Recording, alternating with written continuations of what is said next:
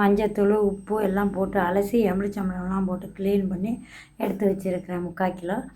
புளி ஒரு லெமன் சைஸை விட கொஞ்சம் கூட, அந்த குழம்புக்கு எவ்வளவு தேவையோ அவ்வளவு ஊற வச்சு வச்சுருக்கிறேன். தக்காளி 2 தக்காளி வெட்டி வச்சுருக்கேன். பூண்டு 3 பூண்டு உரித்து வச்சுருக்கிறேன். ஒரு சின்ன வெங்காயம் ஒரு 4 சின்ன வெங்காயம் உரித்து வச்சுருக்கிறேன். மிளகாத்தூள் தேவையான அளவுக்கு எடுத்து வச்சுருக்கிறேன். மஞ்சத்தூள் வச்சுருக்கிறேன். எண்ணெய் ஊற்றி வச்சுருக்கிறேங்க. ஆயில் தான் ஊற்றி வச்சுருக்கிறேன். இப்போ தாளிப்பு போட போகிறேன்.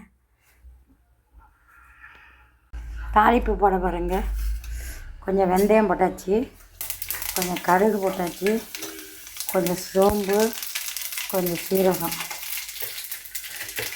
அப்புறம் கருவேப்பிலை, வெங்காயம், பூண்டு,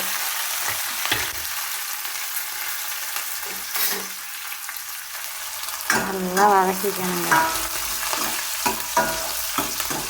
சும்மா 2 பச்சை மிளகா போட்டேன்.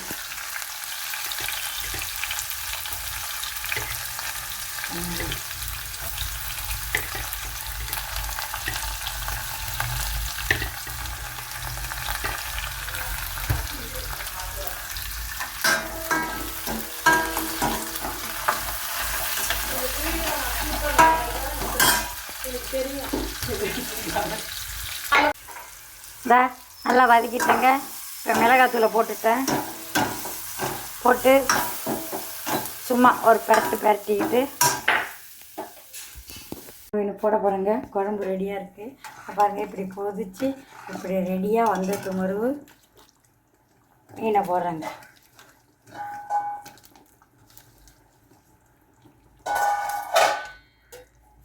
மீன் போட்டு ஒரு 2-3 கொதி கொதிச்சோன்னே பெப்பர் தூளும் சீரகத்தூளும் கடைசியாக போட்டு இறக்கணுங்க. 2 குழம்பு ரெடி. இப்போ மிளகு சீரகம் பொடிஞ்சதை போடுறேங்க. அவ்வளோதாங்க. அப்படியே தீயை குறைச்சி வச்சு எண்ணெய் வந்தோடனே பக்கம் வந்தோடனே நிறுத்த வேண்டியதுதான். ரெடி. சுறா மீன் குழம்பு ரெடி. வாங்க எல்லோரும் சாப்பிட.